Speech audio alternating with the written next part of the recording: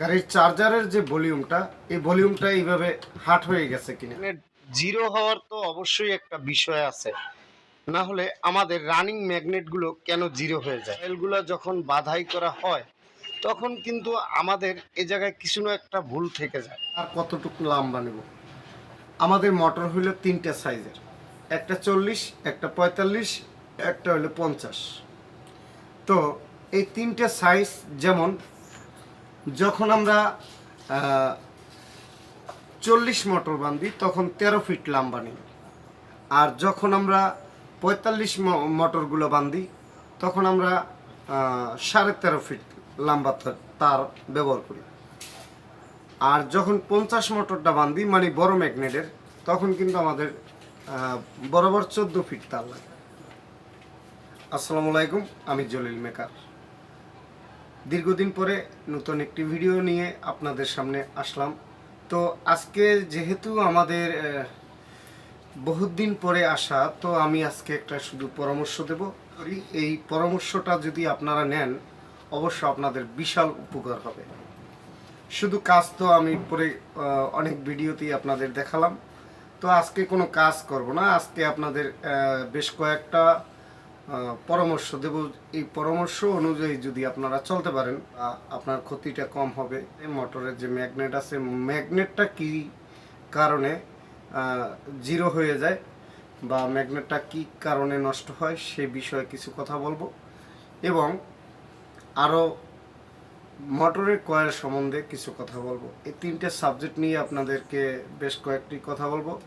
ধৈর্য এবং মনোযোগ সহকারে ভিডিওগুলো দেখবেন। ভিডিওগুলো আমি মনে করি আমরা যারা মেকানিক আছি, ছোটোখাটো বা আমিও তেমন একটা বেশি বড় মেকানিক না, তো সেই ক্ষেত্রে আমি বলবো যে আপনাদের এই কথাগুলো খুবই কার্যকারী হবে এবং কাজে আসবে। যখন আমরা একটি গাড়ির চার্জে সেই ক্ষেত্রে আমাদের চার্জারটা অতিরিক্ত হিট হয় কেন, সে বিষয়ে যদি আমি কথা বলি, তো আমার প্রথমেই বলতে হয় যে গাড়ির চার্জার হিট হয়ে যায়, চার্জারটা গরম হয়। তো সে বিষয়ে উদ্দেশ্যটা কি থাকতে পারে, তো সে বিষয়ে যদি উদ্দেশ্য আমি মনে করাই দিই, তো আপনি প্রথমেই চেক করবেন আপনার এই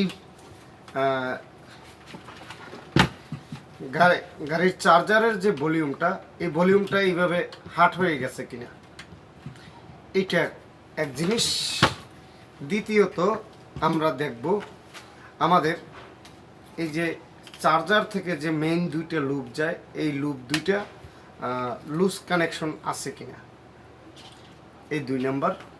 3 নাম্বারে দেখব আমাদের গাড়ির ব্যাটারির পানি বেশি শুকিয়ে গেছে কিনা। ম্যাগনেট মূলত জিরো হয় কেন? তো ম্যাগনেট জিরো হওয়ার তো অবশ্যই একটা বিষয় আছে, না হলে আমাদের রানিং ম্যাগনেটগুলো কেন জিরো হয়ে যায় সে বিষয়ে আমি দুইটা ধারণা দেব। আমরা যখন এই কয়েলগুলো বাঁধি, এই কয়েল বাঁধার পর দেখা যায় মোটরটা অনেক গরম হয়ে যায়, তারগুলো কালো হয়ে যায়। এই বিষয়টা কি আসলে, কেন গরম হবে, কেন তারগুলো হিট হয়ে কালো হয়ে যাবে? এখানে বিষয় হলো একটাই, আমাদের কয়েলগুলো যখন বাধাই করা হয় তখন কিন্তু আমাদের এ জায়গায় কিছু না একটা ভুল থেকে যায়। যেমন আমরা 6টা কয়েল, এই 7টা টানের ভিতরে একটা টান কম দিয়ে ফেলাই, কিংবা আমরা তারের যে গেজটা ঠিক মতো নিতে পারি না। এগুলো বিভিন্ন বিষয় আছে যা মেনটেন করে চলতে হবে। অনেক সময় আমার কাছে অনেক ভাইয়েরা ফোন করেন যে দাদা আমি মোটরের তার কতটুকু লম্বা নেব। তো এই লম্বা নেওয়ার বিষয়টা আমি আপনাদেরকে আন্তাজি কেমনে বলি।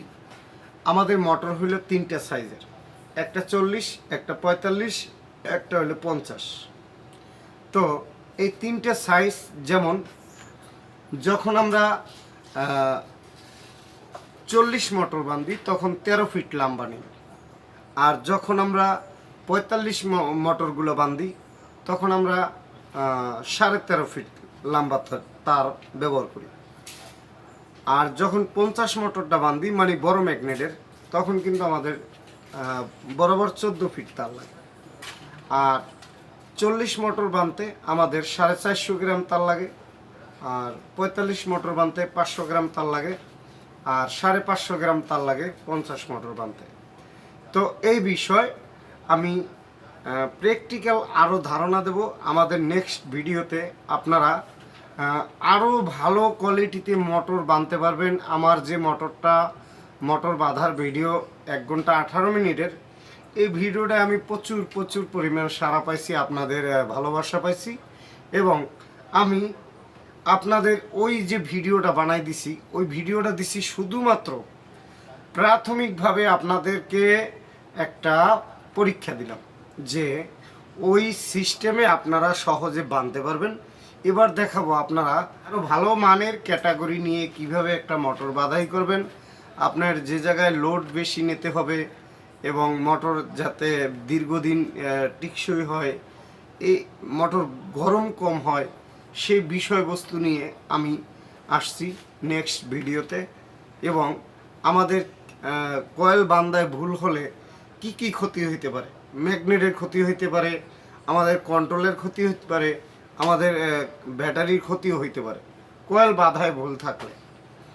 তো সেই বিষয় আমি নেক্সট ভিডিওতে আসছি আপনাদের গুরুত্বপূর্ণ কিছু ট্রেনিং নিয়ে। আর ওই ট্রেনিংয়ে আশা করি আপনারা অংশগ্রহণ করবেন। ধন্যবাদ, খোদা হাফেজ। আজকের মতো এখানেই।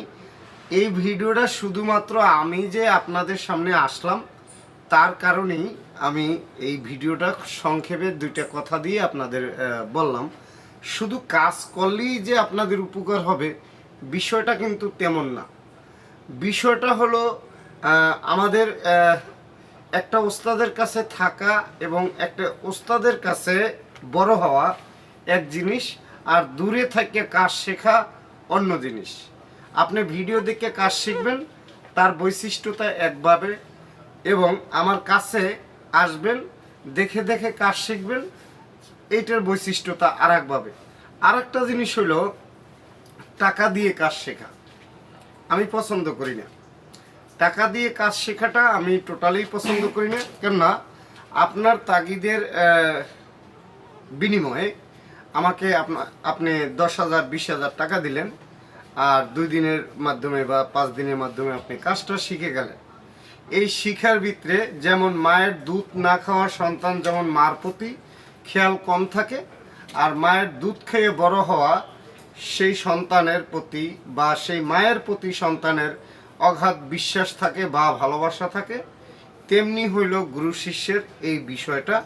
আপনি যদি আমার দ্বারে লাগাতার থাকেন, দূরে থাকেন কাছেই থাকেন, যদি আমার শরণাপন্ন হয়ে থাকেন যে আমি যেথায় আছি আমার ওস্তাদের সাথে আমার কথা আছে, আমি প্রত্যেকটা মুহূর্তে একটা ফোন দিয়ে জিজ্ঞাসা করি যে ওস্তাদ ভালো আছেন, আমি এই কাজটা কিভাবে করব বা এই কাজটা কিভাবে করা উচিত, সেই বিষয়বস্তুগুলো যদি প্রতিদিনেরটা প্রতিদিন সংযোগ রাখেন, তাহলে এটা হলো মায়ের দুধ খেয়ে বড় হওয়া একটা বিষয়, যে সন্তান মায়ের প্রতি বেশি ভালোবাসা আকৃষ্টতা থাকে।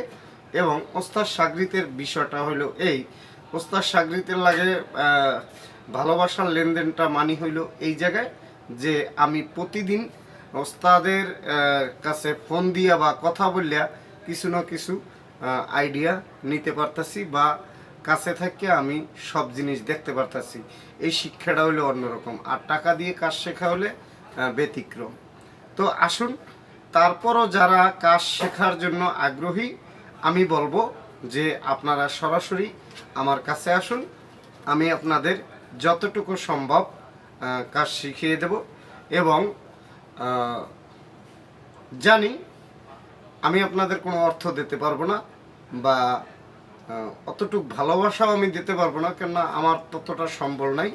আমি পারবো আপনাদের সাধারণ কিছু হেল্প করতে, যা আমার একটা মুখের কথা বা আমার হাত দিয়ে ধরাই দেওয়া আপনাদের যে এটা করো বা এইটা করো।